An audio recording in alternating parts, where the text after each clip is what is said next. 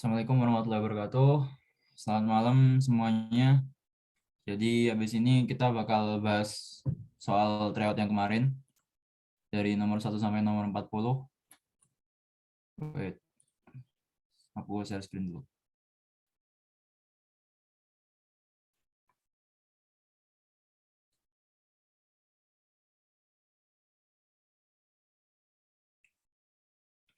Ya, udah kelihatan kan ya? Jadi kalau nanti ada yang mau ditanyain di tengah-tengah pembahasan, bisa langsung on-mic, boleh langsung motong omonganku atau boleh juga chat di ini ya, di chat Zoom-nya.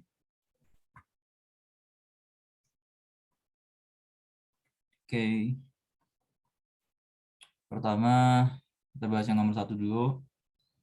Urut aja ya berarti ya. Yang nomor 1 soalnya sebuah asteroid memiliki orbit elips mengikuti persamaan berikut. Yang ditanya adalah berapa koordinat dari salah satu titik fokus elips tersebut. Jadi perlu diketahui dulu sebelumnya kalau elips itu memiliki bentuk persamaan umum yang biasa kita lihat seperti ini ya. Jadi bentuknya tuh bentuk umumnya gini. Aku taruh bawah sini. Pertama tuh ada X dikurangi A. Kita sebut aja aja X1.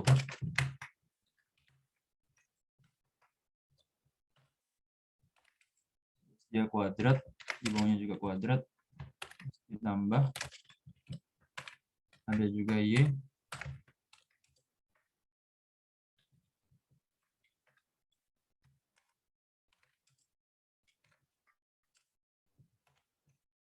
Nah, maksudnya tuh apa?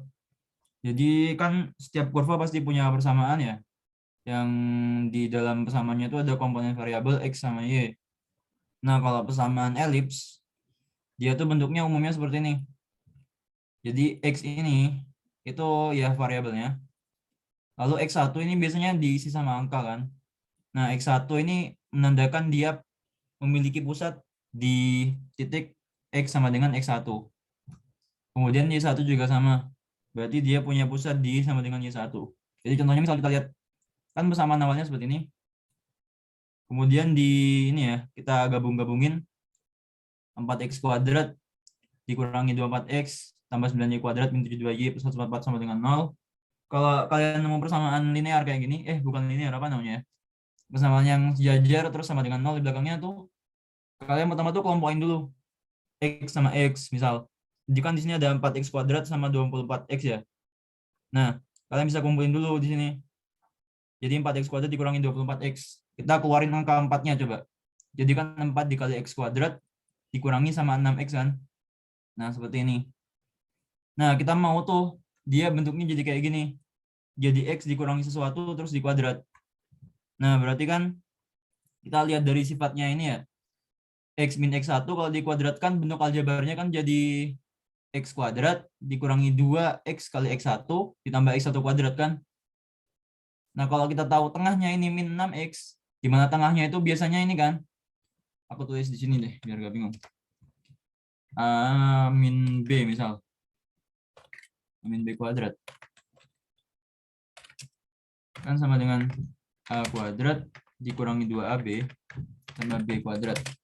Misal kita punya A kuadratnya X kuadrat. Min 2AB-nya min 6X. Nah, berarti kan kita bisa nyari B-nya berapa tuh? Min 2 kali B sama dengan min 6. Berarti B-nya 3 dong. Nah, B kuadratnya berarti 9. Jadi kita ambil nih. Kita ambil 9 dari sini. Terus 9-nya kan dikali 4 sama yang luar. Jadi 36. Nah, intinya gimana caranya kalian ngubah bentuk awal ini ke bentuk kayak gini. Main aljabar aja. Kalau kayak gini, kalau kalian mau ngerjain ini kayak setiap nemu soal modelan gini bisa terus ngerjainnya, harus dilatih ya. Latihan ngerjain aljabar. Nah, setelah kita dapat bentuknya, kita ubah bentuk persamaan kayak gini, diubah jadi bentuk umumnya. Nah, bentuk umumnya kan gini ya. Terus kita dapat bentuk umumnya seperti ini. Kita dapat X-nya dikurangi 3 ternyata. Y-nya dikurangi 4. Terus di bawahnya X-nya ada 9, di bawahnya ada 4. Nah, kan kita tahu kalau dia itu pusatnya di 3,4. X min 3 sama Y min 4. Berarti dia punya pusat di 3,4. Terus, karena di soalnya yang tanya bukan titik pusatnya, tapi titik fokusnya, berarti kita cari dulu titik fokusnya itu di jarak berapa dari titik pusat. Wait, ini perlu dijelasin pakai gambar ya.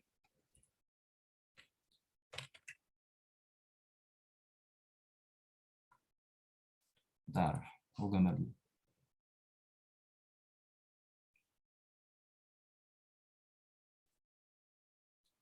Ya. Jadi misalkan ya, kita ada di suatu koordinat kartesius. Nah, karena tadi persamaannya X min X1 kuadrat per A kuadrat plus Y min Y1 kuadrat per B kuadrat sama dengan 1, kita ubah gini aja. Wait. Aku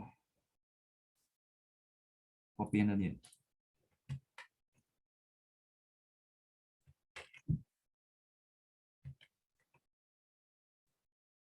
Nyata gak kelihatan ya. Ini aja.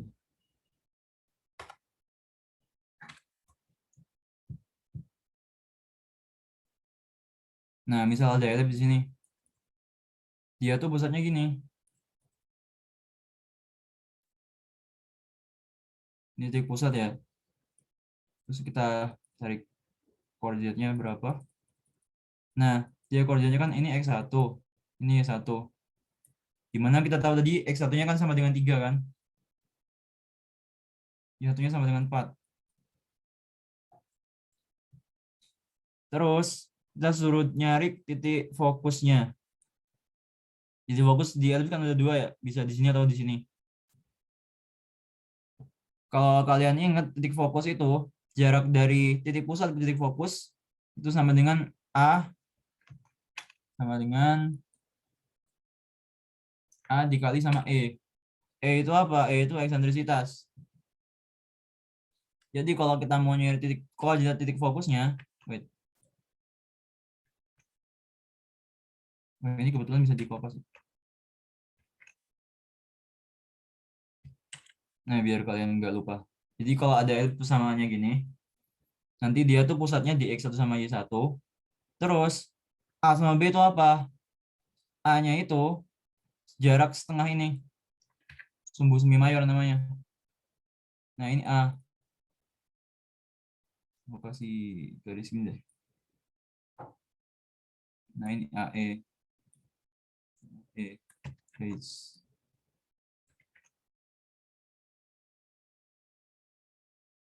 A-nya itu ini. Nah, ini A. Terus B-nya itu ini.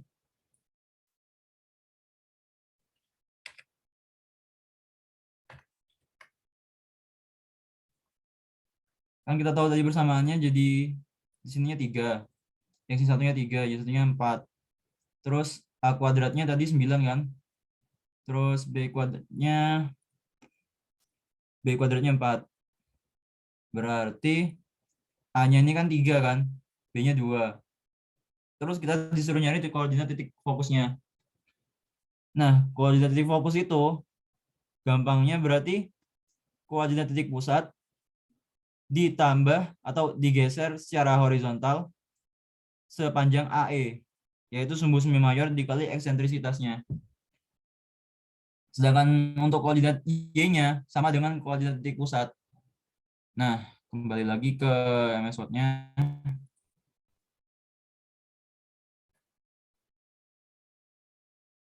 Kita pertama nyari E-nya dulu, eksentrisitasnya dulu. Gimana cara nyarinya? Nah, ada suatu hubungan ya. Jadi A itu, ya atau bisa dibilang B itu, B sumbu semi minor yang ada di sebelah sini tadi, ini kan B ya, B-nya 2. B itu sama dengan A dikali 1 min E kuadrat. Nah, kita tahu A-nya, tahu B-nya bisa dapat E-nya kan, ntar kita ubah, kita pindah-pindah ruasin, dapat E sama dengan 1 akar 1 min B per A kuadrat. Dapat ntar E-nya sama dengan sepertiga kali 5. Nah, karena jaraknya titik pusat tadi, titik fokus tuh sepanjang AE dari titik pusat, bisa dirumusin kayak gini kan. Ada yang di kanan, ada yang di kiri, makanya plus minus. Nah, X-nya itu sama dengan X-nya titik pusat ditambah AE. Nah, A-nya berapa tadi? A-nya kan 3. E-nya berapa? Sepertiga kali 5. Berarti X pusatnya, X fokusnya ini ada di 3 plus minus akar 5. Kita lihat ke opsinya tadi. Nah, kan sumbu Y-nya titik fokus tuh sama dengan sumbu Y-nya titik pusat ya. Jadi sama-sama 4. Cari aja yang pilihan yang sumbu Y-nya 4. Koordinatnya 4. Antara B atau C. Bedanya cuma di sini B-nya 3, C-nya 3 plus akar 5. Berarti titik fokusnya ada di C dong. Soalnya sesuai dengan yang tadi, kalau titik fokus itu ada di X pusat plus minus A dikali E. Nah, jadi bisa 3 plus akar 5,4 atau 3 min akar 5,4. Karena ada jawabannya cuman satu di sini, kita pilih jawaban ini aja. Oke.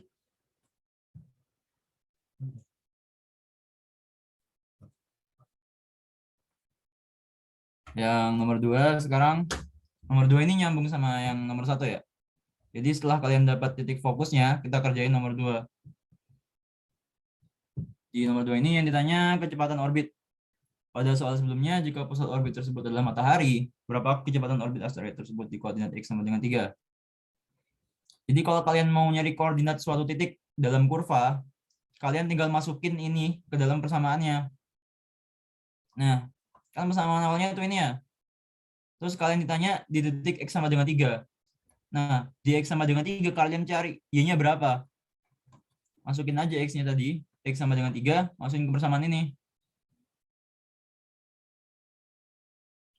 Nah, atau pakai persamaan langsung, persamaan umumnya ya. Persamaan yang udah disederhanain tadi. Masukin X sama dengan 3. Nah, X dikurangi 3, kalau X-nya 3 berarti kan 0 kan? 0, ini hilang berarti. Nah, Y-4 kuadrat per 2 kuadrat sama dengan 1. Ntar dapat Y-nya itu 6 atau Y sama dengan 2. Gimana dapatnya? Tinggal di ini aja, di pindah ruas. Berarti kan Y-4 kuadrat sama dengan 4. Berarti Y-4 sama dengan plus minus 2 dong. Antara Y sama dengan 6 atau Y sama dengan 2.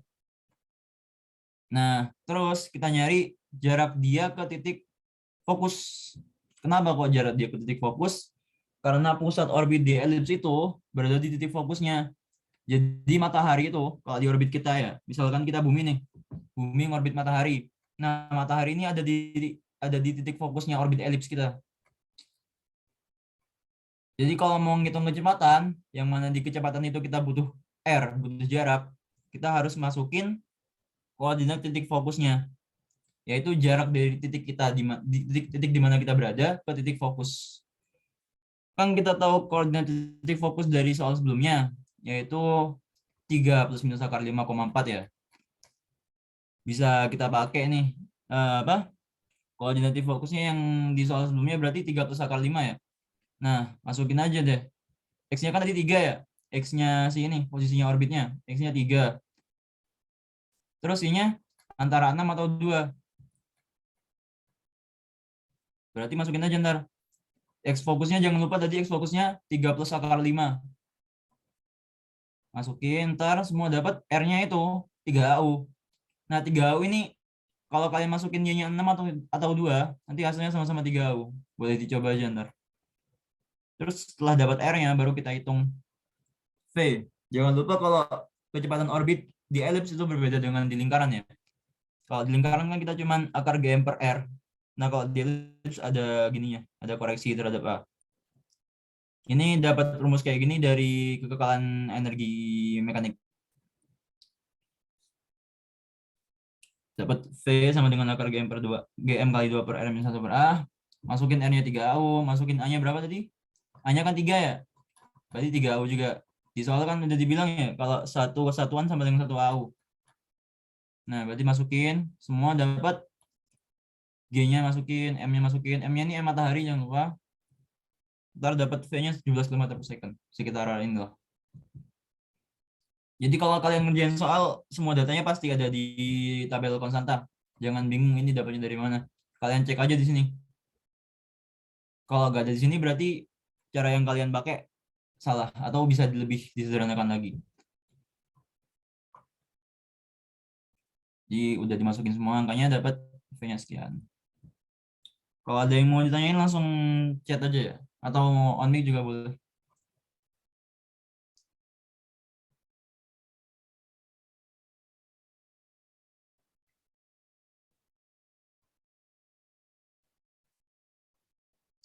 Lanjut nomor 3. Nomor 3, sebuah teleskop yang digunakan untuk mengamati piringan bulan memiliki kecacatan. Jadi ada teleskop, anggaplah lensanya tuh rusak. Rusaknya bagiannya ini, bagian kuning. Bentuk segitiga rusaknya. Nah, kalian ditanya itu berapa persen cahaya yang bisa masuk. Anggapannya ini yang rusak nggak bisa menerima cahaya ya. Jadi cahayanya cuma lewat sini, sini, sama sini. Yang dikasih tahu, cuman ini, luasan birunya sebesar 20% dari piringan FOV, field of view-nya. Nah, gimana cara ngerjainnya? Kita gambarin sketsanya dulu. Misalkan ini ya, kan udah dibilang kalau sisi miring segitiga kuning melalui titik pusat piringan. Berarti ini tengah-tengahnya ini pusat lingkarannya ya. Jaraknya ke sini R, sini juga R, sini juga R. Kenapa kok R? Soalnya di lingkaran. Ke semua sisi pasti sama. Terus kita tahu kalau luasan area birunya ini 20% dari total lingkaran. Kita nyatain segitiga birunya ini pakai gini ya. Kan kok segitiga biru apa? Ini busur birunya ini berarti kan luasan ini dari sini ke sini ke sini dikurangi sama segitiga. Berarti sebesar theta per 360 derajat dikali luas lingkaran total pi r kuadrat dikurangi sama luas segitiga. Nah, di sini aku kasih ini ya, ilmu baru kalau luas segitiga itu gampangnya tuh kayak gini. Misal kita punya segitiga, sisinya gak harus sama. Ini kebetulan sama kan, R sama R kan. Misal kita punya segitiga sisinya A sama B nih. Ini A, ini B misalnya. Yang atas A, yang bawah B. Terus sisinya apa? Sudutnya theta. Sudut di antara dua sisi itu theta. Luas lingkarannya itu bisa ditulis setengah A sisi 1 dikali B sisi 2 dikali sin theta. Nah, kalau ini kan sama-sama R ya, A sama B-nya ya. Berarti luasan segitiga ini bisa ditulis setengah R kuadrat sin theta. Itu bisa dipakai di segitiga apa aja, segitiga sembarang. Intinya harus ada dua sisi yang diketahui sama sudut di antara dua sisi itu. Kita bisa dapat luasnya. Nah, kita masukin ke persamaan tadi. Luasnya ini kan. Karena kita tahunya persentase luas, berarti kita bagi sama luas lingkaran total. Yaitu ini dibagi PR kuadrat. Dapatnya rumusnya kayak gini. Nah, kita simpan dulu sekarang. Terus kita hitung persamaan kuningnya, luas kuningnya. Yang kuning berarti kan bisa kita pakai rumus segitiga yang tadi, yaitu yang ini, yang segitiga yang atas, yang bagian atas, setengah R kuadrat sin theta kan. Nah, segitiga yang bawah, setengah R kuadrat sin sudutnya ini. Sudutnya ini apa? 180 dikurangi theta ya gak? Kan ini theta. Ini garis lurus. Garis lurus pasti 180 derajat. Berarti ini 180 dikurangi theta. Theta berarti bisa tulis gini kan. Set.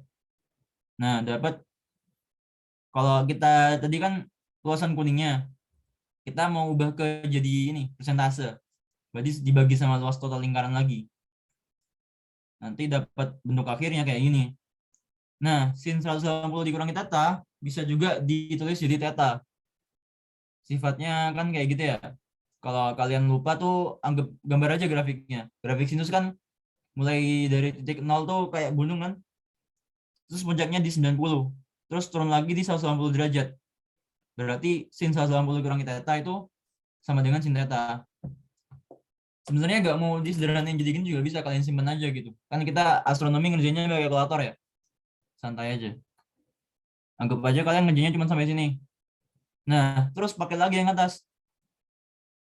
Kalau kita mau ngitung kuning, ngitung luasan kuning, persentase luasan kuning, yang kita perlu berarti kan ini ya, theta ya. Nah, tetanya dapat dari mana? Kita tahu kalau di persen biru tadi, kan persamaannya kayak gini kan. Nah, persentase birunya itu di soal diketahui 20%. Nah, karena kita astronomi boleh pakai kalkulator, kita manfaatin fitur di kalkulator yang namanya solve. Kalau kalian lupa tuh ada di bagian ini. Di bawahnya tombol shift. Ada tulisannya calc kan, CALC. Nah, itu kalian tulis persamaannya dulu. Misalkan kayak gini nih. Tulis aja di kalkulatornya tetanya misalkan X gitu. Jadi 20/100 pencet sama dengannya itu pencet tombol alpha terus tombol yang di bawahnya shift calc. Jadi sama dengan X per 360 dikurangi sin X per 2pi. Terus kalau udah tulis persamaannya, pencet tombol shift, terus pencet calc tadi. Jadi ntar bakal ke solve dapat X-nya berapa gitu. Nah, di kalkulator itu nanti kita dapat X-nya sama dengan ini. Setelah dapat X-nya yang merupakan theta tadi, kita masukin ke persamaan kuning. Ke persamaan luasan yang kuning tadi. Masukin, dapat ntar gini kan. Nah, ini bisa aja kalian ganti ini kalau kalian nggak dapat kan. Nah, karena ini kuning itu luasan yang menutupi, sedangkan yang di soal ditanya soal apa? Luasan yang bisa menerima cahaya yang masuk kan. Cahaya yang masuk berarti satu bagiannya lingkaran dikurangi sama luas ini. Apa ya istilahnya? Komplemennya lah. Berarti tinggal 1 dikurangi persentase kuningnya kan. Jadi 72,74%. Kalau kalian hitung luasan kuningnya doang kan sekitar 27%-an ya. Nah, berarti kalau luasan yang bisa masuk itu 100% dikurangi itu. Dapatnya segini ntar. Nah, oke, itu nomor 3 ya. Tadi ada yang nanya nomor 3 soalnya. Udah jelas kan nomor 3?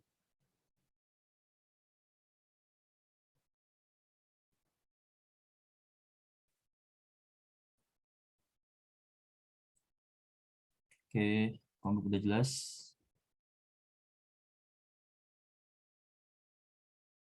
Oke, sekarang yang nomor 4 ya. Nomor 4 nih soalnya tentang tekor penanggalan. Diketahui pada tanggal 21 Juni 2022 di suatu tempat mengalami malam hari 2 kali lebih lama daripada siang harinya. Berapakah lintang dari tempat tersebut? Kita tulis aja dulu rumusannya. Malamnya berarti kan 2 kalinya siang. Sedangkan jumlah jam dalam satu hari itu 24 jam. Berarti malam itu kan 24 jam kurangi lamanya siang kan. Itu sama dengan 2 kali siang. Nah, kita dapat siangnya itu selama 8 jam. Terus kita tahu kalau di tata koordinat tuh ya cara nyari panjang siang itu sama dengan 2 kali panjang HA saat matahari terbenam. Maksudnya apa? Maksudnya gini. Aku tulis dulu. Aku gambarin dulu ya.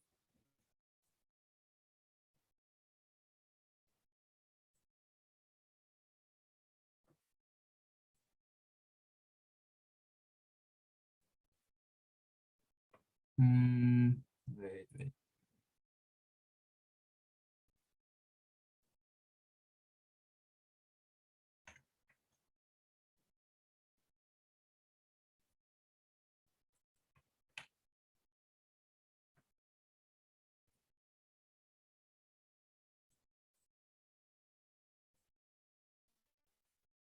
Misalnya ini horizon kita, terus misal di sini KLU ya, KLU-nya di sini,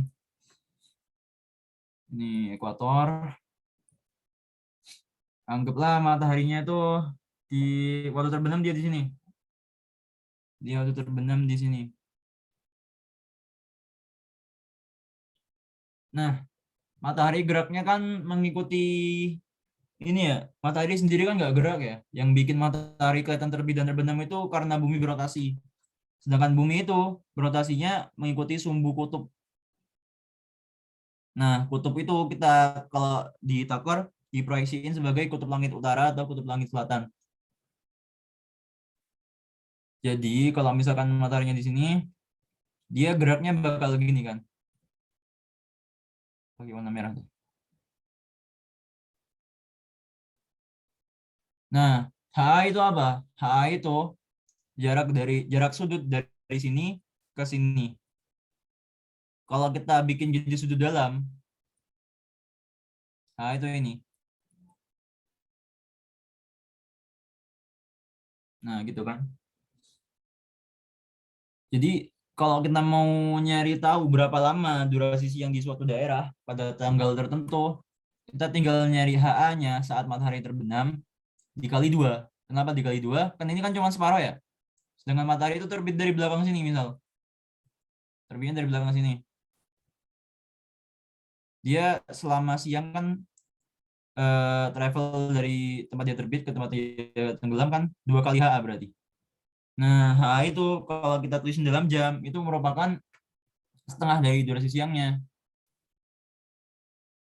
Jadi kalau dibikin ke persamaan, nah HA HA-nya itu sama dengan setengahnya siang. Siangnya kan 8 jam. Berarti HA-nya saat matahari terbenam itu 4 jam. Atau kalau diubah ke derajat jadi 60 derajat. Karena 1 jam itu sama dengan 15 derajat. Dapat cos HA sama dengan ini rumusnya dari ini ya. Kalau kalian tahu rumusnya altitude, aku pernah nulis di soal selanjutnya dan uh,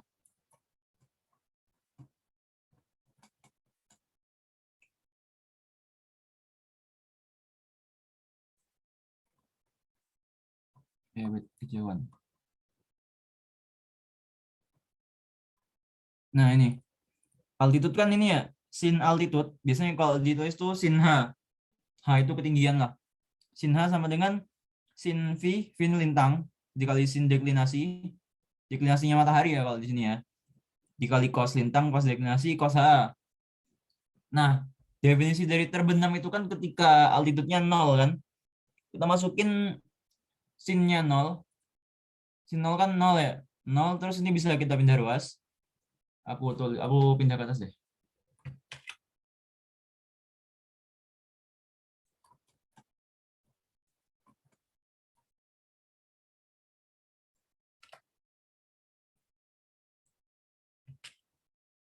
Ini aku keluarin aja.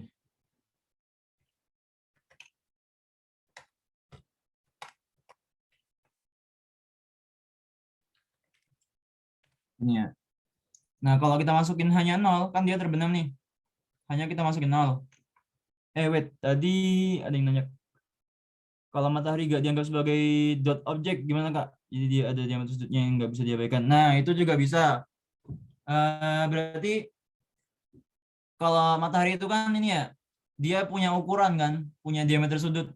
Jadi waktu dia terbenam ini punya definisi sendiri-sendiri. Ada definisi yang menyatakan terbenam itu hitungannya ketika titik pusatnya matahari ada di horizon.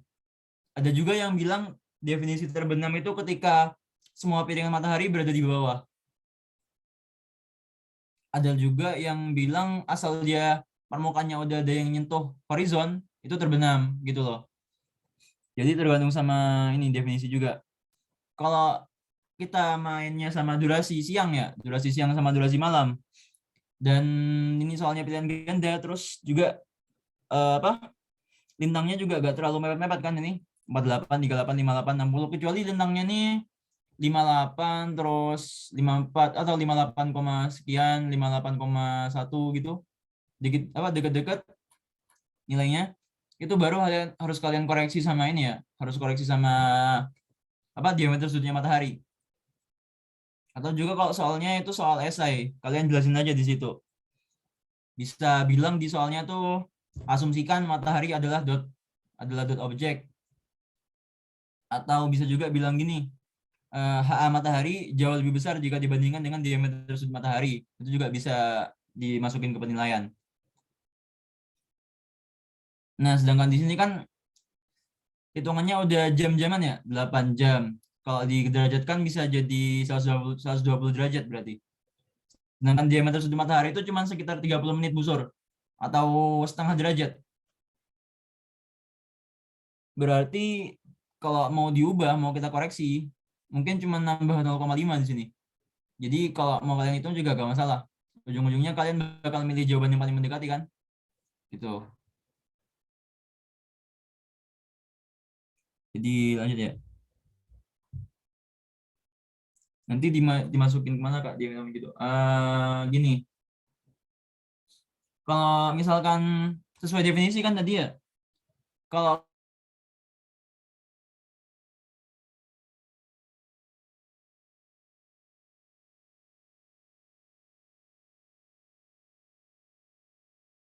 kalian mau hanya ini ditambahin sama diameter sudut matahari, setengah diameter sudut matahari.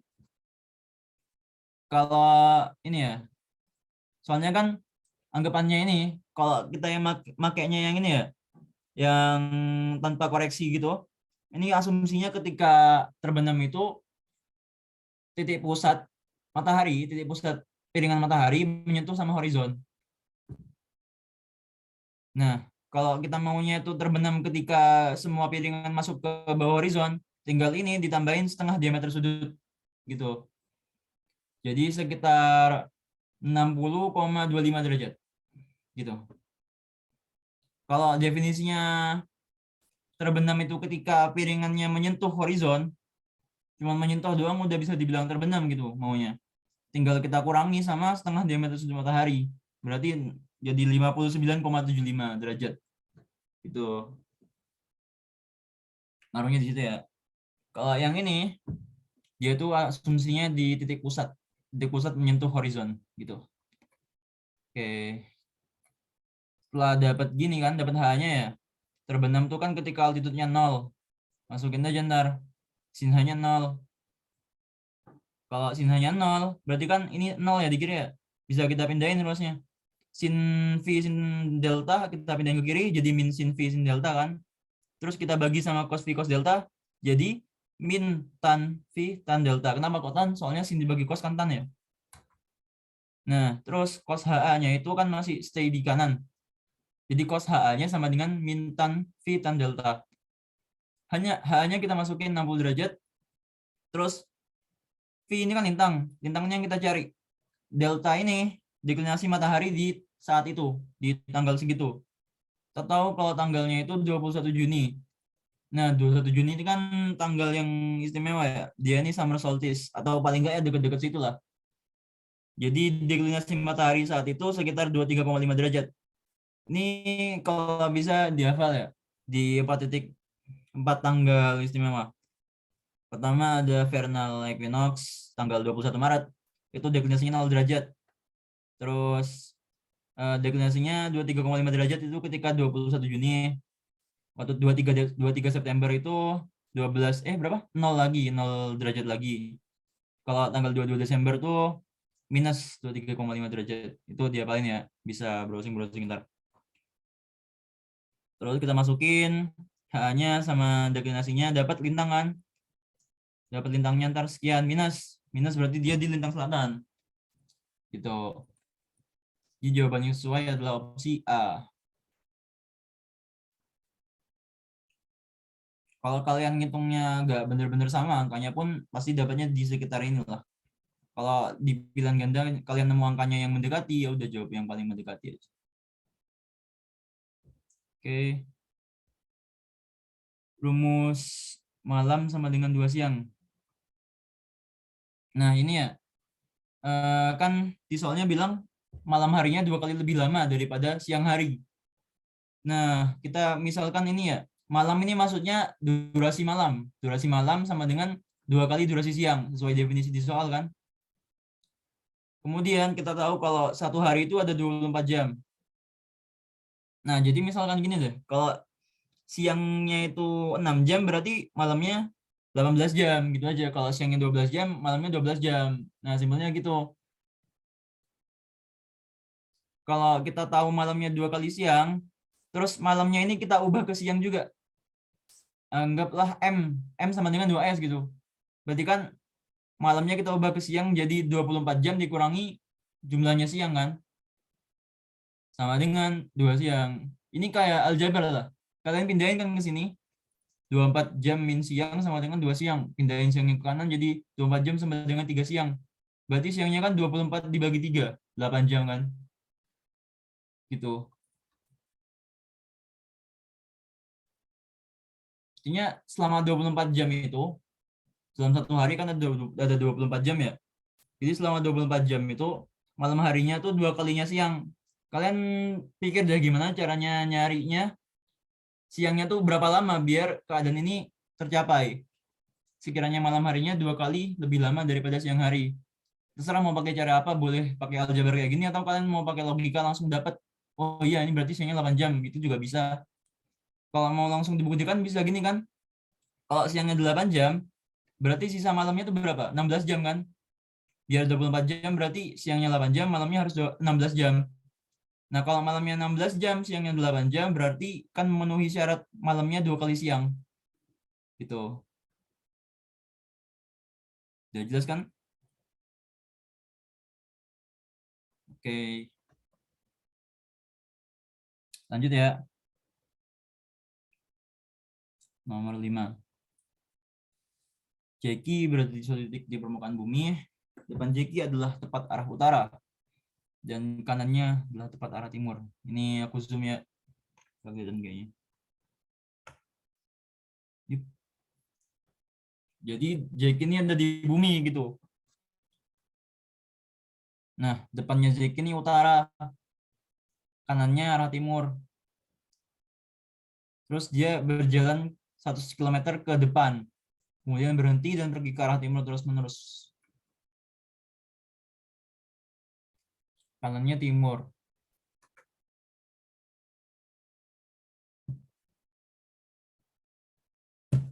Kanannya timur berarti ini kan.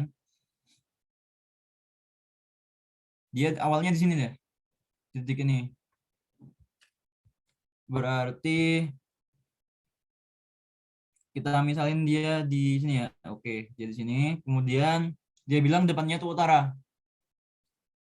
Definisi utara tuh apa? Utara tuh kan kalau di bumi berarti arah kutub utara kan.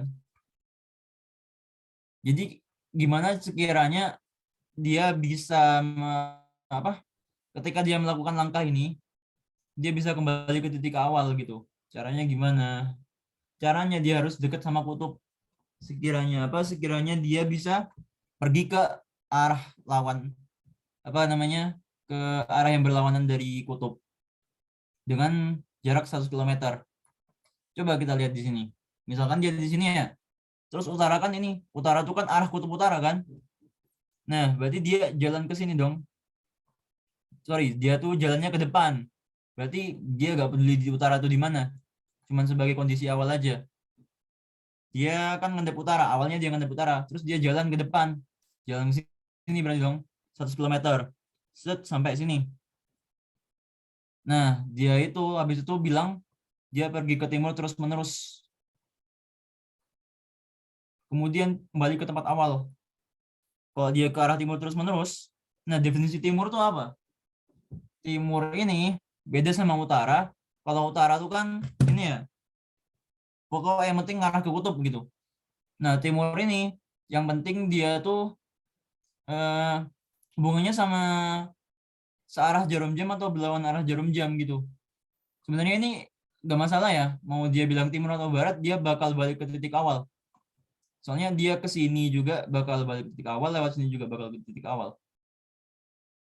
Nah, jadi timur itu kalau kita dalam jarak yang dekat ya, kita jauh dari kutub. Kalau kita jauh dari kutub tuh kita ke timur ya udah kayak ke satu arah aja, kanan aja gitu. Sedangkan kalau di sini di dekat kutub itu orientasi arahnya udah agak beda. Rasanya beda udah. Kalian disuruh ke timur itu nggak bisa lurus doang, harus muter. Kenapa? Kalau kalian lurus doang di sini misal di sini ya, benar ke arah sini tuh masih timur. Tapi setelah berapa kilometer itu udah bukan timur lagi. Bisa jadi udah selatan gitu arahnya. Jadi kalau kita mau tetap ke arah timur terus-menerus, harus muter jalannya.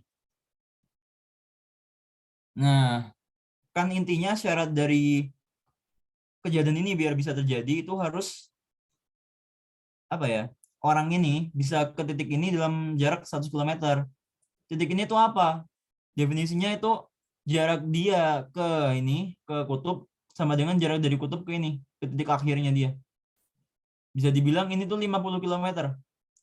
Tengah-tengahnya lah, kutub harus ada di tengah-tengahnya dia waktu jalan. Nah, berarti kan kalau diputar ini buminya kan dilihat dari atas kutub ya.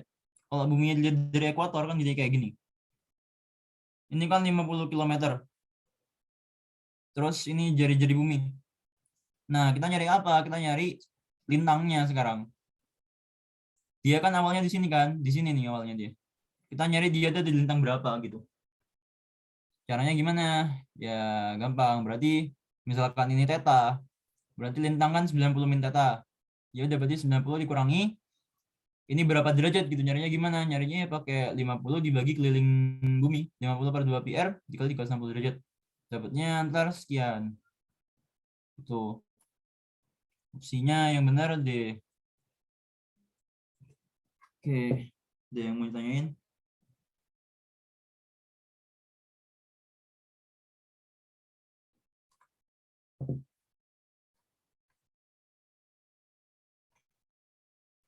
Oke, lanjut ya. Nomor 6 sekarang.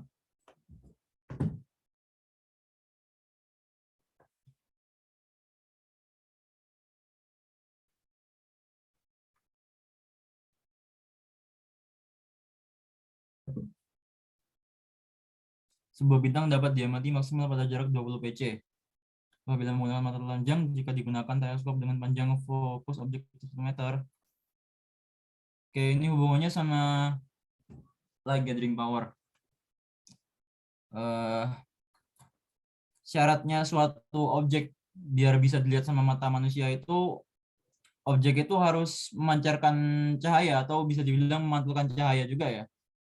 Intinya mata kita tuh bisa melihat sesuatu ketika energi yang diterima itu mencapai nilai tertentu. Misalkan aja mata kita tuh misalnya aja nih ya, mata kita cuma bisa nerima cahaya kalau energinya 100 watt. Kurang dari itu nggak bisa. Jadi energi yang kita terima dari dua kondisi ini harus sama gitu. Energi yang kita terima itu kan hubungannya sama itu apa? Iradiansi atau flux kali sama luas penerimanya. Kali A gitu. Kalau kita rumusin bisa jadi gini. E1 dikali A sama dengan E2 kali A. Yang pertama itu flux bintang yang awal dikali sama luas. Terus flux bintang yang kedua dikali sama luas teleskop. Kalau kita pakai mata tuh sekian, kalau pakai teleskop tuh bisa berapa jauh gitu. Kita pindah-pindahin aja, ntar dapat D2-nya kita nyatain dalam ini. Dapat 750 PC. Jadi intinya semakin luas apa ya? Semakin luas alat atau sistem yang kita pakai buat nerima cahaya, semakin redup cahaya yang bisa kita dapat. Semakin jauh bintangnya juga. Jadi hubungannya kayak gini. Kalau kalian mau nginget langsung kayak gini juga bisa. Ntar dapat lah. Sekian. Oke. Lanjut nomor 7 ya. Ini biar agak cepat, biar waktunya lutut buat ngerjain semuanya, aku agak cepetin aja. Mungkin soal yang susah-susah aja nanti aku agak lamain. Nomor 7, intinya ada suatu bintang mengikuti ekspresi gas ideal PV sama dengan nRT. Terus diasumsikan tekanannya konstan. Nah, tekanannya kan konstan kan? Kita pindahin aja nih PV nRT kan. V-nya itu V bola. V bola kita masukin P sama dengan V bola tuh 4/3 PR pangkat 3 kan. Masukkan aja gini, terus karena P-nya konstan, N sama R-nya juga konstan, kita bisa pindahin ke kiri, terus kita jadiin satu, tulis ulang dengan simbol baru, misal K gitu. K dikali R pangkat 3 sama dengan T. Ini hubungannya ya, kita simpan dulu. Terus luminositas itu apa? Luminositas kan rumusnya kalau buat bola tuh L sama dengan 4 PR kuadrat dikali sigma T pangkat 4. Terus kita mau jadiin satu variabel aja gitu. Misal Kan kita cuma ditanyain radius doang kan ini. Kita hilangin T-nya. T-nya kita nyatain dalam R di sini. T-nya kan kalau di luminositas T-nya pangkat 4 ya. Sekarang kita ganti T sama dengan KR pangkat 3. Jadi kan K pangkat 4 dikali R pangkat 12. Jadi gini ntar. Nah, kita bagi L2 sama L1. L yang kedua dibagi sama L yang pertama. Ntar R-nya tuh jadi R2 pangkat 14 dibagi R1 pangkat 14.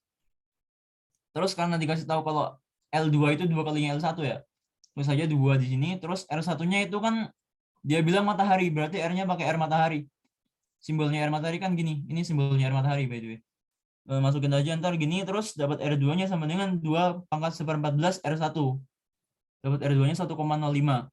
Nah, dapat. Jadi hasilnya R2-nya sekian. Oke, lanjut ya.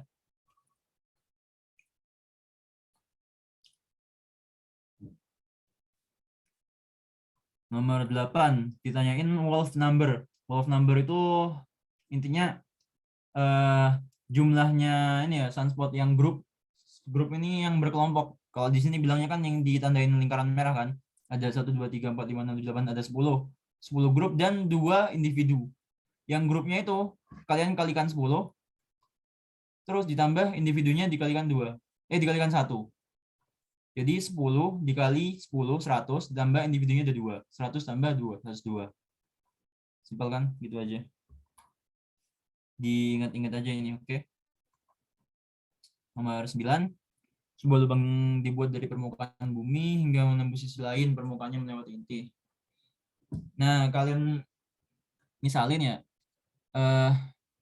gaya gravitasi itu kan GM dikali M, GM-nya ini M bumi dikali M objek dibagi R kuadrat. Nah, sebenarnya kita M itu, M besar yang dipakai itu masa yang tercakup dari dia, jarak dia ke pusat. Jadi misalkan ya, kalian ada di bagian dalam bumi gitu. Misal di tengah-tengahnya antara bumi, antara permukaan dan inti. Misalnya di setengah R gitu. Di kedalaman setengah R bumi gitu. Nah, itu tuh massa yang ada di atas kalian, di luar cakupan kalian nggak dianggap. Jadi massa yang masuk ke pengaruh gravitasi itu cuman massa yang ada di bawah kalian. Di bawah ini dalam artian dalam lingkaran kecil yang tercakup sama setengah R tadi. Nah, kalian ubah M-nya ini, M buminya ini, jadi fungsi R. Jadi volume dikali sama rho bumi.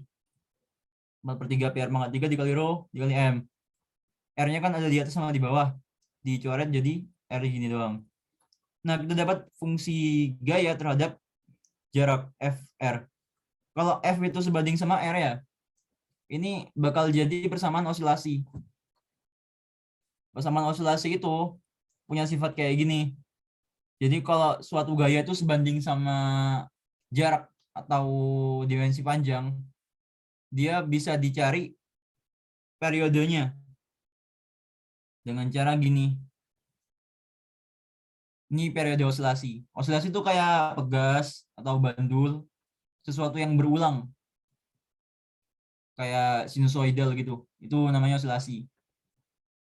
Nah, dapat ini. Kan kita F-nya sama dengan sekian R ya. Terus ini kan konstanta. Kita misalin aja K. Nah, konstanta K ini kalau dipegas biasanya juga ada ya. Biasanya kalau dipegas K itu konstanta pegas. Itu. Kalau di sini berarti kan kita dapat konstantanya. Dapat T periodenya itu sama dengan 2pi akar M per K. M-nya itu massa objek. Nah, di K-nya juga ada massa objek. Bisa kecoret. M-nya hilang. Sorry, ini hilang M-nya. Nah, dapat set. Nah, itu kan periode osilasi ya. Satu osilasi. Satu periode osilasi itu ketika kalau dari kasus ini, dari titik atas permukaan bumi, balik ke pusat, terus nembus ke permukaan satunya, terus balik lagi ke titik awal. Itu satu periode. Kalau nyampe ke pusat, berarti cuma butuh 1/4 dari periodenya. Nah, 1/4 dari periodenya ntar kita masukin berarti 1/4 kali T. Dapat masukin semua. G-nya ini konstanta gravitasi. Rho ini rapat massa bumi. Hitung aja di tabel konstanta kan dikasih tahu massa bumi. Dikasih tahu juga ini. Ini M-nya gue ada. Dikasih tahu juga apa? jari-jari bumi kan. Berarti tinggal massa bumi dibagi sama volume bumi dapat rho bumi ntar. Set, masukin, dapat waktu yang dibutuhkan sekitar 21 menit. Nanti bisa dibaca-baca lagi aja pembahasannya. Nomor 10, sebuah objek aneh tampak melintasi bintang Aldebaran. Nah, berarti yang perlu dicari cuman berapa derajat yang dia lewati sama berapa lama. Sama berapa lama dia melintas. Tinggal ngitung namanya sudut separasi. Ini bisa kalian gambar dulu ya. Gambar di koordinat ekuatorial, terus dihitung pakai segitiga bola, ntar dapat rumusnya kayak gini. Kalau kalian mau gambar dari awal atau mau inget-inget rumusnya terus buat dipakai di masa depan juga boleh. Intinya sudut separasi itu sama dengan arc cos sin deklinasi bintang 1 dikali sin deklinasi bintang 2 ditambah cos deklinasi bintang 1 dikali cos deklinasi bintang 2 dikali cos delta RA. Delta RA ini selisih RA-nya. RA ini asensia rekta. Bisa juga kalau dikasih tahu HA-nya, ini bisa diganti sama delta HA ya. Gak masalah, gak ada bedanya. Dapat ntar tetanya, terus masukin aja sama delta T. Delta T-nya gimana? Ini kan dari tengah malam ke 5:21 pagi. Berarti waktunya 5 jam 21 menit. Masukin aja ntar delta T ke sini. Dapat omeganya, kecepatan sudutnya 25,62 ribosor per detik. Lanjut nomor 11. Gambar berikut ini adalah pemandangan dari Karnak Temple. Intinya di suatu tanggal kita bisa melihat matahari tepat di titik ini ya. Syaratnya itu matahari harus memiliki deklinasi tertentu. Nah, intinya kita harus nyari di tanggal berapa deklinasinya bisa segini lagi gitu. Kan kalau ini ya bisa dilihat deklinasi matahari itu bervariasi dengan mengikuti kurva sinusoidal. Nah, deklinasi yang sama bisa dicapai ketika misal kita ambil nilainya di sini ya. Di suatu tanggal deklinasinya 10 misal. Nah, berarti kan 10 lagi di mana gitu. 10 itu di sini. Nah, berarti di tanggal sekian tuh bakal terulang lagi. Tapi ini kan tanggal 22 Desember ya. Berarti sekitaran di sini. 22 Desember itu winter solstice ketika deklinasi matahari min 23,5. Tepat berada di puncak kurva sinusoidalnya. Kalau ada di puncak kan nggak ada nilai yang sama lagi tuh. Beda kayak di sini tadi. Ada kembarannya gitu. Sini sama sini sama. Sini sama sini sama. Tapi kalau ada di puncak, dia sendirian. Nggak ada yang sama nilainya sama dia. Cuman di tanggal itu aja gitu, unik. Berarti kan kalau winter solstice tadi itu tanggal 22 Desember bakal ada saat dimana deklinasinya sama dengan tanggal itu di tahun depannya doang. Di tanggal 22 Desember lagi gitu. Makanya jawabannya yang tidak dapat terjadi di tanggal lain. Beda kasus kalau misalkan dia tanggal 19 Desember gitu, masih bisa ada yang sama di sini misal. Dan 19 Desember di sini. Berarti dia bakal sama lagi di sini. Sekitar tanggal 25 lah. Gitu. Jadi gitu penjelasannya. Nomor 12.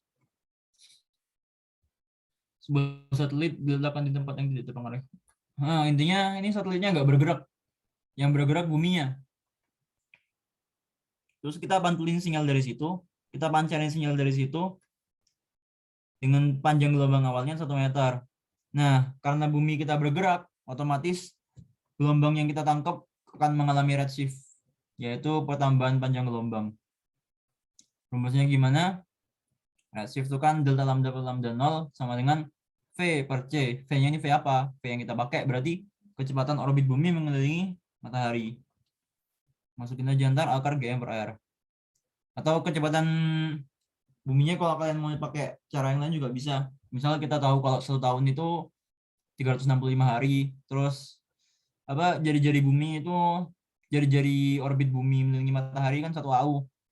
Ya masukin aja ntar 2 PR per T, atau bisa juga pakai akar GM per R kayak gini. Bebas lah, yang penting bisa kalian cari pakai data yang ada di tabel konstanta. Masukin ntar dapat lambda nolnya, masukin 1 meter jangan lupa. dapat delta lambdanya sekian nanometer, mikrometer. Itu. Dan nomor 13, jari-jari dari sebuah black hole yang memiliki massa jenis sama seperti massa jenis bumi. Pertama, asumsikan dulu radius black hole-nya sama dengan radius Schwarzschild ya. R sama dengan 2 GM per C kuadrat. Ini diperoleh dengan mengasumsikan kecepatan lepas di ujung black hole itu sama dengan kecepatan cahaya. Kecepatan lepas kan akar 2 GM per R. Itu sama dengan C. Terus berarti kan C kuadrat sama dengan 2 GM per R. Berarti R-nya kan sama dengan 2 GM per C kuadrat. Ini. Terus kita pindahin deh. M-nya sama dengan ini. R C kuadrat dibagi-bagi. Kenapa gitu? Biar kita bisa dapat rho-nya. Rho dari sebuah black hole. Massa jenis dari sebuah black hole. Massa jenis dari sebuah black hole kan berarti tinggal massa dibagi sama volume black hole itu sendiri kan. Black hole itu bola, berarti ya tinggal dibagi sama 4/3 pi r pangkat 3. M-nya kita ganti sama yang tadi kita substitusi ini, masukin. Dapat persamaan akhirnya R sama dengan rho sama dengan 3C kuadrat per 8 pi GR kuadrat. Kalau kita pindahin, R berarti sama dengan sekian rho. Rho-nya di sini. Nah, rho-nya kan kita pakai rho bumi ya. Ya udah tinggal pakai massa bumi yang ada di tabel konstanta dibagi sama volume bumi. Dapat R-nya sekian. Gitu.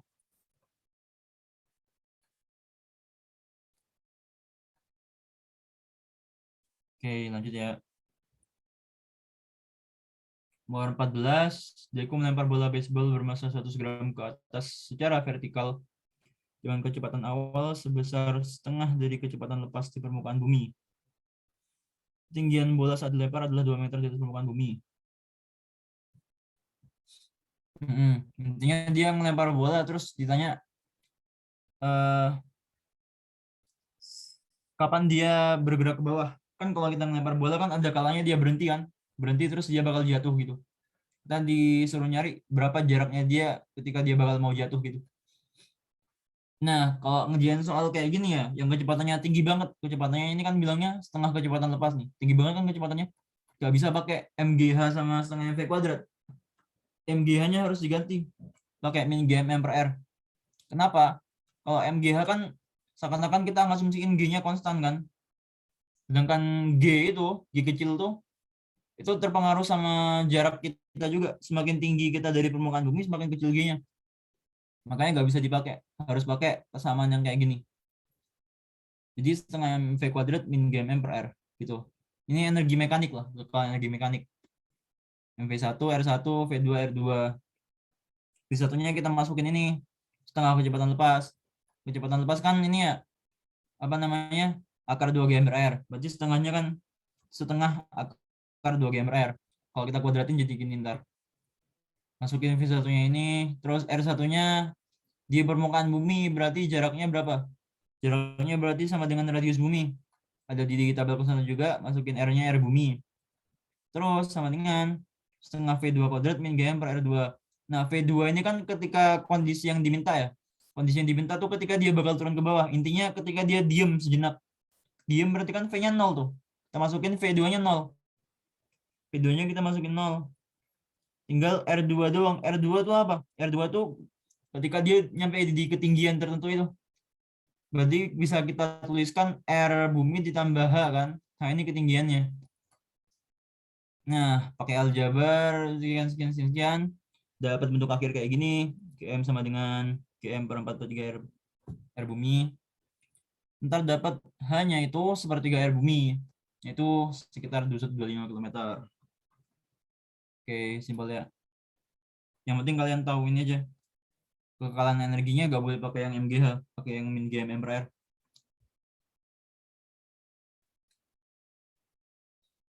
Oke, lanjut nomor 15. Sirius adalah bintang yang paling terang. Intinya Sirius itu sebenarnya bintang ganda yang terdiri dari Sirius A dan Sirius B. Kemudian kalian dikasih tahu magnitudo apa gabungannya sama magnitudonya yang B ya. Suruh nyari magnitudonya A. Cara gabungin magnitudo itu kan yang dijumlahin E-nya ya, bukan M-nya. Pertama kita bandingin dulu aja. MB sama MB apa? Kita cari magnitudo semuanya. Kan kita dikasih tahu magnitudo mutlak nih. Sedangkan yang ditanya akhirnya semu. Ya udah kita ubah ke semu aja semua. Ubah ke semu berarti kan M semunya sama dengan M mutlak dikurangi 5 tambah 5 log D. Ini persamaan ini modulus jarak. Oke, dapat MB-nya ini. Terus kita masukin juga M totalnya. M gabungannya itu min 1,46. M total dikurangi MB. Sama dengan min 2,5 log. Nah, E total ini kan E gabungannya. A sama B. A ditambah B gitu. Berarti bisa ditulis EA tambah EB. Atau kalau disederhanakan lagi, jadi 1 plus EA per EB. Gini terus dapat EA per EB-nya sama dengan ini dikurangi 1. Simpan dulu sekarang. Disimpan. Terus kita nyari MA sekarang. Kita bandingin MA min MB.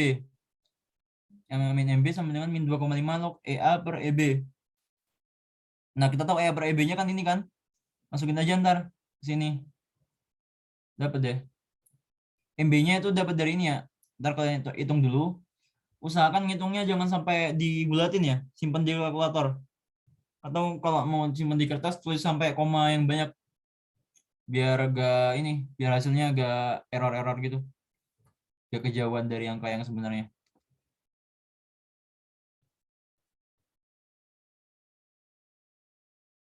Iya kan bintang ganda tuh ini ya. Kalau bintang ganda tuh jaraknya ya anggapannya sekitar satuan AU lah. Misal A sama B ini jaraknya 2 AU atau 3 AU gitu. Sedangkan jarak kita ke mereka jauh banget. Bisa parsek gitu. Satu parsek kan 206-265 AU. Jadi jauh lebih besar dibandingkan jarak antara komponen bintang gandanya. Jadi jarak kita ke A sama jarak kita ke B itu bisa diasumsiin sama. Oke. Jadi udah dapat, ntar masukin semuanya dapat MA-nya sekian. Gak beda jauh sama magnitudo totalnya. Nomor 16 masih satu konteks sirus A sama sirus B.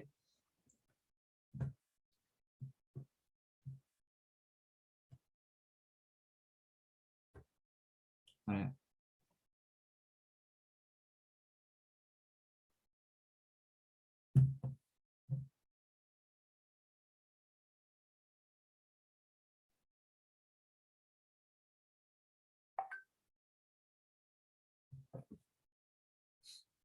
yang dikasih tahu kalau mereka tuh jaraknya 20 AU.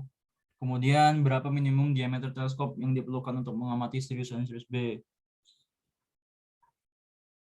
Ada namanya resolusi sudut, kayak apa ya namanya?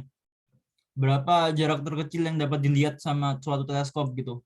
Jadi semakin besar teleskopnya, semakin kecil objek yang bisa dilihat. Jadi kalau ada bintang kecil banget gitu, ukurannya cuman dari bumi kelihatannya cuman 1 detik busur gitu, itu butuh diameter yang besar biar bisa lihat. Kayak gini, rumusnya kayak gini. 1,22 lambda per D besar, D besar ini diameter, sama dengan ini biasanya theta. Theta tuh sudut lah, ukuran sudut. Kalau di sini kan kita nggak dikasih tahu sudutnya ya, cuma dikasih tahu jarak kita ke sistem sama ini, sama apa namanya sudut pisahnya. Kan mereka terpisah sejauh 20 AU. Anggaplah diameternya 20 AU gitu objeknya. Kemudian jaraknya ke kita tuh 2,67 parsec. Tinggal kita giniin aja ntar. 1,22. Lambda ini panjang gelombangnya, masukin 5.500 angstrom. 5.500 kali 10 pangkat min 10 per D. D yang kita cari. D ini yang ini ya, yang 20 AU. Kayak jarak pisahnya A sama B. R ini jarak kita ke sistem 2,67 parsec. Masukin, terus jangan lupa satunya disamain semua. Misalkan ini meter, ya udah meter semua gitu. Samain semua satuannya, dapat ntar diameternya minimal 2 cm gitu. Nggak perlu terlalu besar. Gitu. Dua cm nih, kalau pakai teleskop lumayan kecil hitungannya ya. Tapi kalau kita pakai mata tetap nggak bakal kelihatan. Mata kita diameternya cuma sekitar 8 mm. Atau 10 lah, 1 cm gitu. Jadi kalau kita pakai mata telanjang nggak bakal kelihatan terpisah antara A sama B. Lanjut nomor 17. Ini nomor 17 juga tadi ditanyain. 17 nih, sebuah objek dengan kecepatan radial tinggi. Artinya dia ada objek ya, dia tuh bergerak terus, bergerak menjauhi kita dengan kecepatan sekian. Nah, otomatis kalau dia bergerak, paralaksnya juga bakal berubah dong. Soalnya paralaks itu kan hubungannya sama jarak. Kalau rumusnya kan gini, P sama dengan 1/R, seperjarak gitu. P-nya dalam detik busur, R-nya dalam parsek. Nah, ini caranya bisa pakai dua pendekatan ya. Pertama pakai kalkulus, pakai turunan. Aku jelasin dulu, tapi sebenarnya ini gak disarankan buat dipakai karena di OSK itu kita bisa ngerjain semua soal tanpa harus pakai kalkulus. Tapi ini cara cepet jadi awas tahu aja. Jadi kita mau nyari ini, mau nyari dp per dt. dp per dt ini intinya perubahan paralaks terhadap waktu, laju perubahan paralaks. Ini dp per dt namanya. Kita tahunya apa? Kita tahunya kecepatan objek menjauh. Nah, ini kan kilometer per second ya. Kilometer itu kan satuan panjang. Berarti kita bisa tulisin jadi dr per dt. Ini min 1/r kuadrat. Nah, dp per dt sama dengan kita turunin kedua ruas terhadap t. dp per dt ini juga d per dt. Turunkan ini terhadap t, kita pakai chain rule, diturunkan terhadap r dulu, terus habis itu dikalikan turunannya r terhadap t. Dapat ini min 1/r kuadrat kan turunannya ini, dikalikan sama dr per dt. dr per dt itu apa? dr per dt itu v. Tulis saja v ntar di sini. Nah, dp per dt-nya berarti kan min 1/r kuadrat dikali v. Masukin semua dalam satuan parsek. Ya, ini kan R-nya parsek ya. Terus V-nya juga harus diubah jadi parsek per detik. Jadi kilometer per second ubah jadi parsek per detik. Itu cara pertama pakai kalkulus. Cara kedua gimana caranya? Gampang, tinggal gini aja.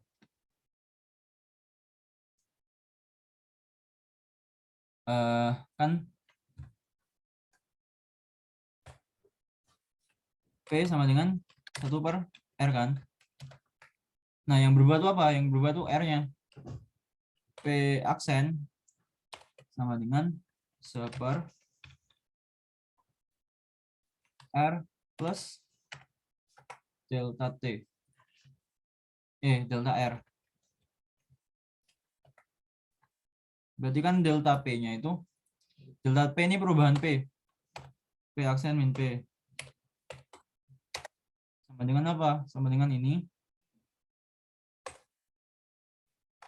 Ini kita tulis lagi aja. Aksennya kan ini kan. Sedangkan P biasa kan 1/R doang. Ini udah masukin aja ini. Gitu. Delta R-nya apa? Delta R-nya udah masukin ini. Asumsiin T-nya sama dengan 1 detik. T-nya sama dengan 1 detik gitu. Berarti delta R-nya. Sorry.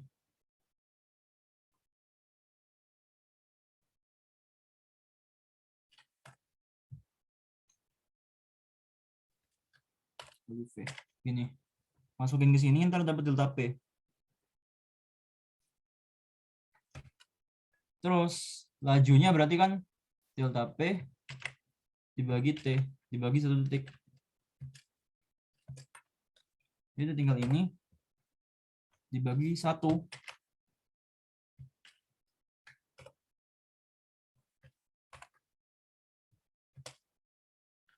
Ini per detik. Udah. Kalian masukin aja ntar. R-nya R awalnya masukin ini berarti 100 mikroparsek. Ini juga 100 mikroparsek. Terus delta R-nya masukin 120 km berarti. Ini ubah ke parsek juga ntar berarti. Masukin ini R-nya 100 mikroparsek, delta R-nya 120 km. Set, dikurangi. Ntar hasilnya juga bakal sama. Dapat segini juga. Gitu. Ini cara ngerjain tanpa pakai kalkulus ya. Aku lebih gampang. Lebih disaranin pakai ini. Kalau soalnya esai, soalnya nggak boleh pakai kalkulus. Kalau pakai kalkulus bakal dikurangi nilainya. Kalau elegan tapi nggak masalah. Gak ada yang tahu kan caranya kita gimana. Nah, tapi kebetulan di soal ini nggak ada jawabannya. Aku salah masukin ordernya. Jawabannya kan 3,9 kali 10 kali 4 Digbusur ya. Sedangkan di bilangnya adanya 39 miliark second. 39 kali 10 kali 3. Harusnya tuh 0,39 gini. Udah dianulir tadi jawabannya. Jadi soal ini bonus.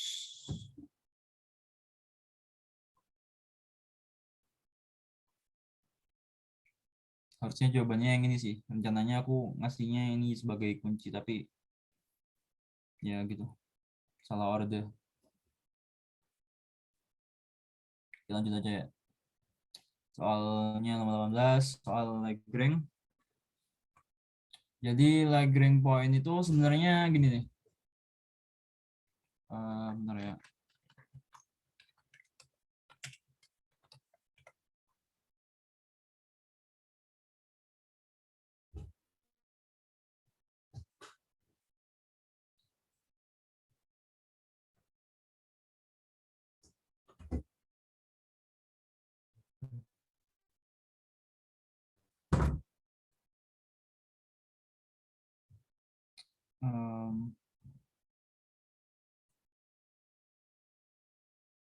Nah, Lagrange itu kayak gini.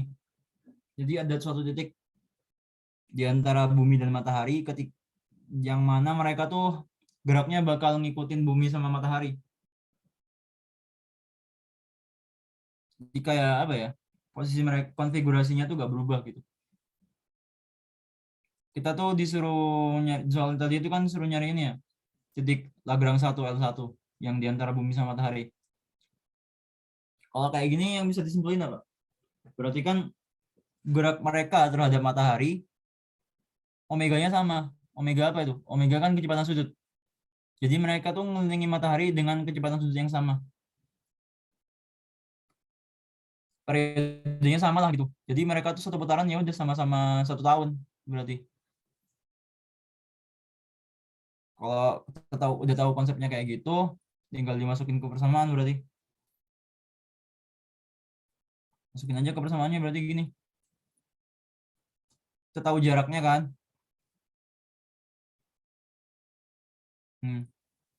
Nah, R-nya itu kan 0,01 dari bumi. Dari matahari berarti 0,99. Masukin aja ntar ke sini. V objek berarti kan 2 PR per T. T-nya sama kayak bumi kan. Dia ngelilinginya bareng bumi berarti sama-sama 1 tahun.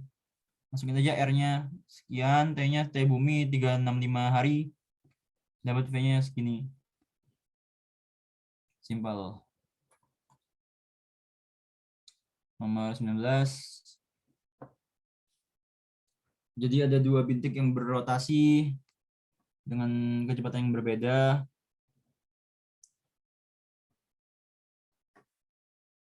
Omega A min omega B. Nah, kalau mau nyari ini ya, semacam KPK ini sebenarnya. Kalau di soal-soal matematika dulu. Kayak misalkan ada A sama B. A pergi berenang selama 3 hari sekali, B berenang 4 hari sekali. Berapa lama mereka akan berenang bersama-sama lagi, kayak gitu. Cuman bedanya ini angkanya desimal. Caranya gimana? Kita pakai omega relatif. Jadi omega relatif itu apa? Kayak gini. Kalau di kecepatan linear ya, misal ada mobil nih yang A bergerak 20 km per jam, yang B bergerak 10 km per jam. Berarti kan yang A seakan-akan bergerak menjauhi B dengan kecepatan 10 km per jam kan. Sama aja kayak gini. Yang A ini periodenya lebih kecil daripada B. Otomatis dia apa namanya? Bergerak lebih cepat kan karena dia rotasinya lebih ini perlu memerlukan hari yang lebih sedikit. Otomatis A bakal menjauhi B dengan kecepatan sudut sekian. Kita rumusin omeganya pakai ini. pakai 2pi per T kan. Omega itu kan 2pi per T. Berarti T-nya itu 2pi per omega. Nah, caranya kita nyari kapan A dan B itu berada di bujur yang sama lagi, itu ketika A itu sudah menjauhi B sejauh satu putaran. Intinya dia bakal balik lagi kan. Kalau dia sudah menjauhi B sejauh 360 derajat misal. Berarti kan dia udah ini dong, udah balik ke titik awal, titik yang sama dengan B lagi. Intinya 2pi dibagi sama omega relatif. 2pi dibagi omega dikurangi omega B. Ini sama kayak ngitung ini periode sinodis. Nah, dapat kan gini. Omeganya diganti sama 2pi per T. 2pi per T. Terus 2pi-nya hilang, kita pindahin ke atas, dapat T-nya sekian. Dapat deh. Oke. Lanjut ya. Nomor 20. Ini pakai kekekalan momentum sudut. Sebutannya L.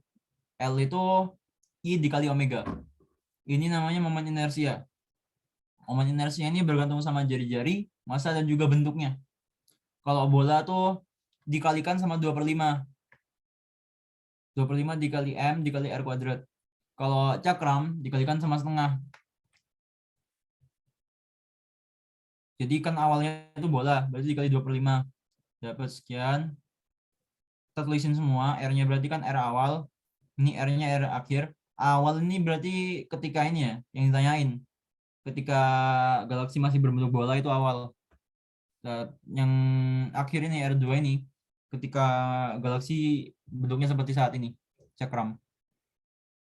Masukin semua, ini kan dikali omega ya, ini ada R kuadratnya, R kuadrat kita pisahin jadi R kali R. R yang satu dikalikan sama omega jadi V, ini juga jadi V. Kita nyari V1, V awal, V ketika masih jadi bola. Berarti kan kita pindah ruasin semua, dapat gini. Masukin V2-nya berapa? 220 km per second.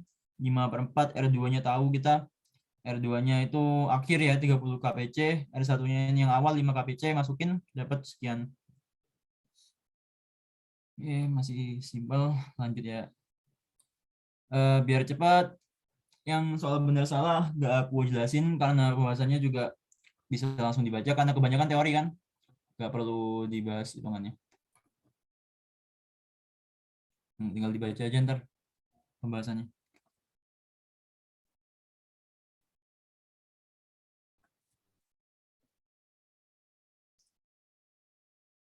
Ini masih soal benar salah sama soal ini ya.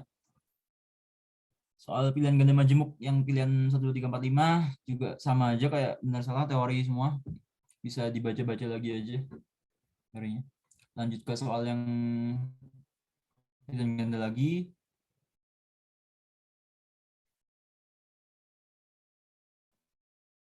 Kayak kalau di OSK tuh beberapa tahun belakangan ini ada soal-soal observasi yang dimasukin. Jadi kayak rasi-rasi bintang itu juga kadang masuk. Kalau buat jaga-jaga bisa dipelajari lagi. Dihafalin lah dikit-dikit.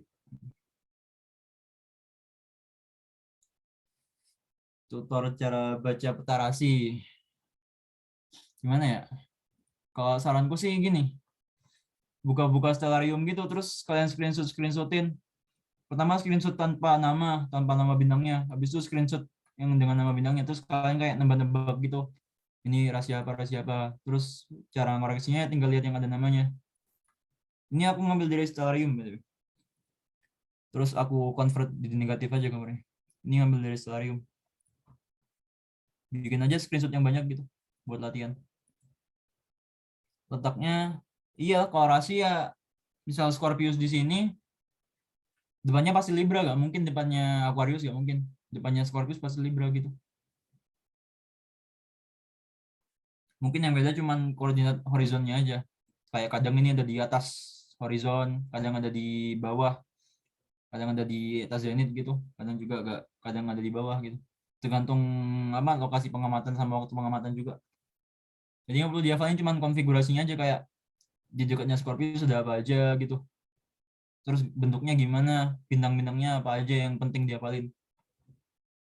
Itu sih kalau observasi. Gak terlalu banyak juga hafalannya, gak kayak di nasional nanti. Kalau udah di nasional tuh lebih ini lagi, lebih parah lagi hafalannya. Mungkin sekarang buat ASK cuma hafalin ini aja, bentuk-bentuk sama posisi kasarannya aja. Sama namanya juga jangan lupa. Oke, gitu aja ya. Si teori. Ini yang tadi aku kopas persamaannya. Ini soalnya kan tentang ini ya, ditanyain bintangnya ini kelihatan apa enggak gitu. Caranya tahu bintang kelihatan tahu enggak kan cuman ngitung ini altitude-nya. Kalau altitude-nya negatif berarti dia ada di bawah horizon, tandanya nggak kelihatan. Kalau altitude-nya positif berarti dia kelihatan gitu aja. Jadi kalau ditanya ini, Roshan saat itu dapat diamati, dicek aja berapa hanya berapa altitude-nya. Positif gak? Terus Betelgeuse berada di bawah horizon, cek aja ntar hanya negatif atau positif gitu. Masukin pakai rumus ini. Terus jangan lupa kalau RA ditambah HA itu sama dengan LST. Di saat yang sama, di tempat yang sama, LST-nya bakal sama.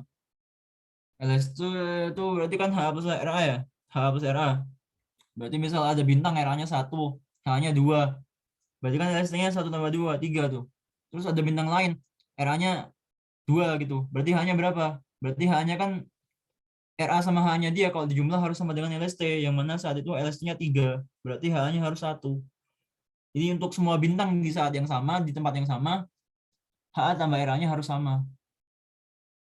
Gitu. Terus kalau di persamaan altitude itu yang dipakai HA, bukan RA.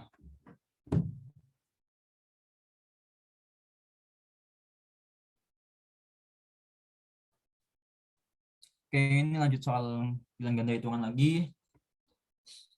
Intinya kita disuruh ngitung ini kan, ini hasilnya berapa gitu. Nah, caranya tuh gimana? Ini kita akalin sebenarnya. Kalau misalkan kita punya nih, bilangan A sama B. Terus kita buat sifat A kuadrat tambah B kuadrat sama dengan 1.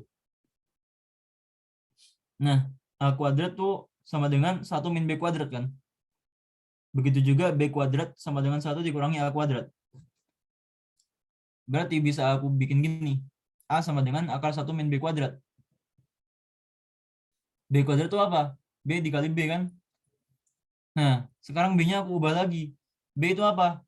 B itu akar 1 min A kuadrat. Aku masukin lagi dong. A sama dengan akar 1 min B dikali akar 1 min A kuadrat. A-nya kita ubah lagi jadi A dikali A. A-nya masukin lagi nih. Jadi 1 min B kuadrat. B-nya diubah lagi B kali B. Gitu. Seterusnya sampai tak hingga. Nah, berarti bisa kita simpulin A kan sama dengan ini ya. Nah, kalau kita samain kayak gini, berarti kan B-nya itu 0,8, A-nya 0,6. Nah, ini hasilnya sama dengan A. Berarti sama dengan A. A-nya di sini apa? 0,6. Berarti ini hasilnya sama dengan 0,6. Nah, ini berlaku buat sin sama cos. Kalau kalian tahu kan, sin kuadrat A tambah cos kuadrat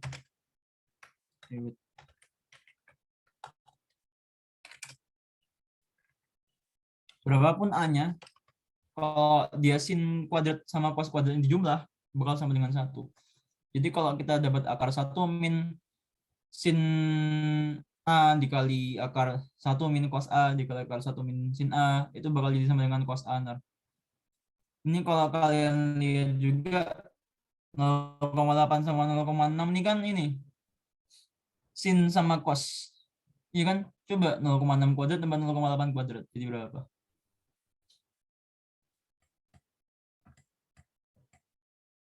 Jadi 1 kan?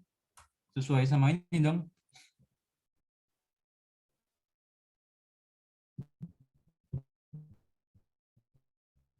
Gitu. Ini matematika, soal matematika yang murni matematika sama soal fisika yang murni fisika. Di OSP udah gak bakal keluar lagi. 1 atau 2 soal lah kayak gini.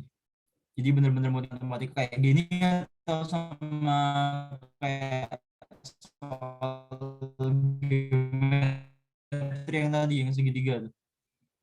Biasanya soal dikit di matematika materi kelas 12 kalau salah. Oke, nomor 37. Ini fisika.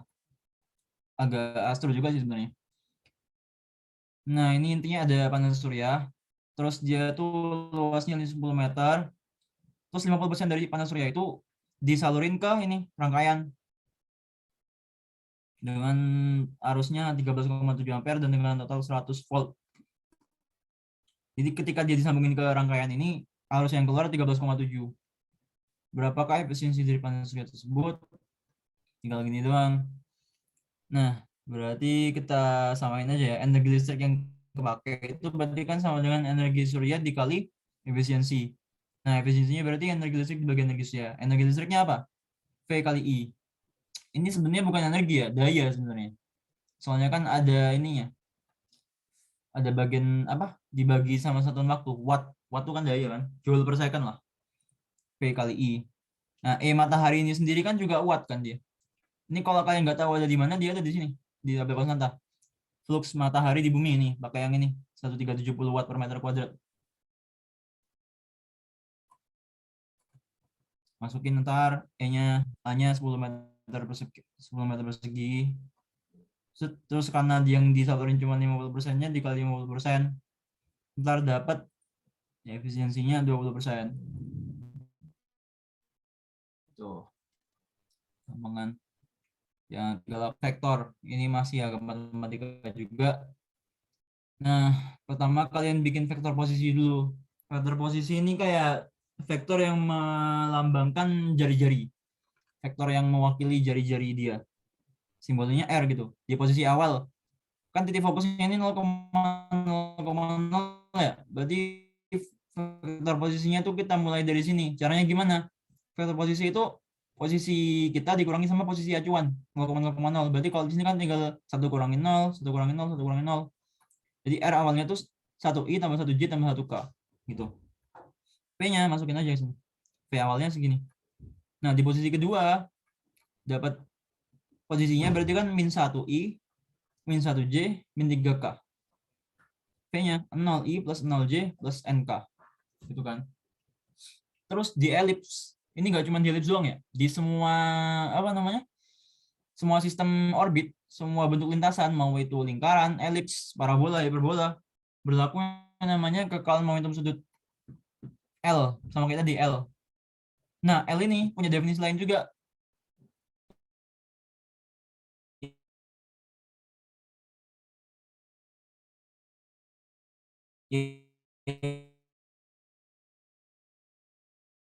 Itu ya, vektor itu yang punya arah. Skalarnya bisa kita keluarin.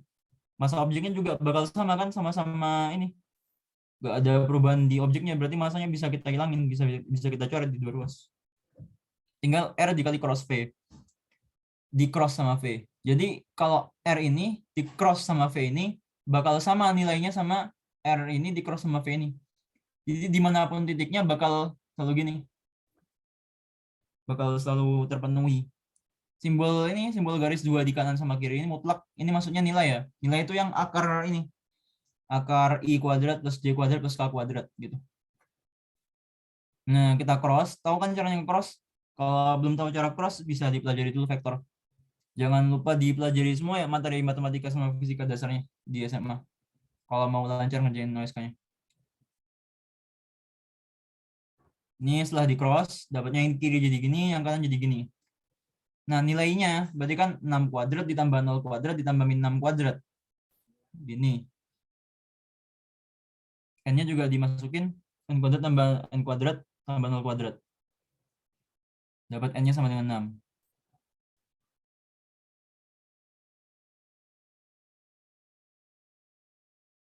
Ya, gitu doang sih.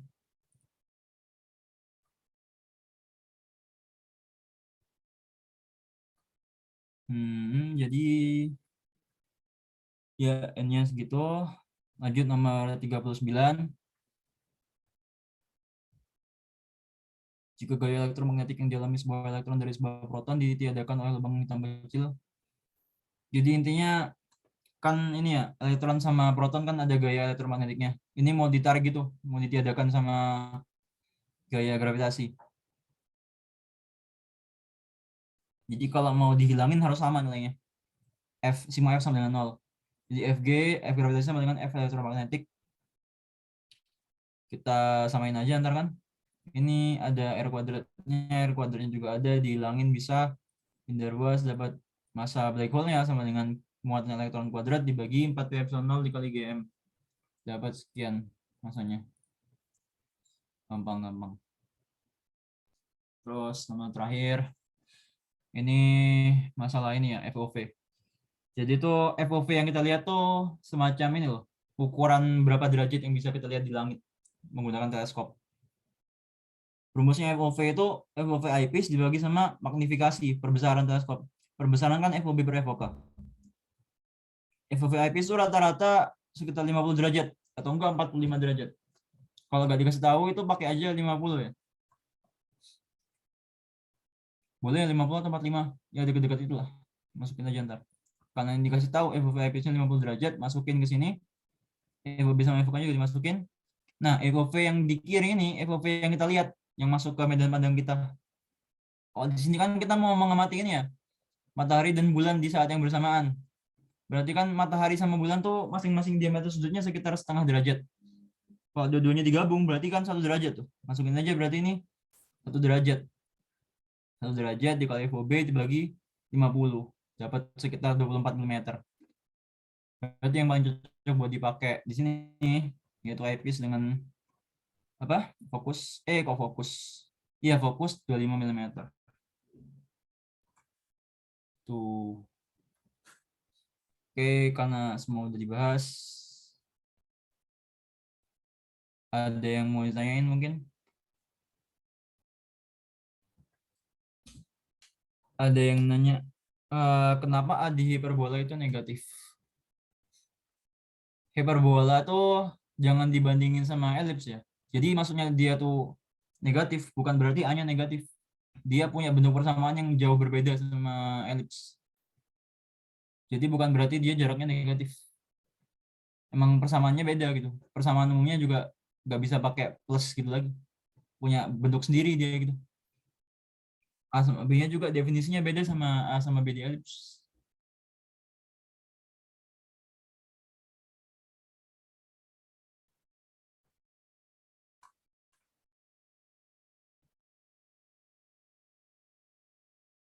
Kalau matematika dasarnya tuh biasanya limit sih yang sering keluar. Limit atau juga vektor-vektor gini. Atau juga random kayak gini kadang. Biasanya yang kayak irisan kerucut gitu, elips, parabola, hiperbola, sama lingkaran tuh masuk ke MBL, mekanika benda langit. Dijadiin satu sama soal astro, soal kayak gerak gerak matahari, gerak bumi gitu lah, gerak bintang gitu. Biasanya jadi kayak gitu. Bakal banyak keluar sih. Jadi mending dipelajari aja.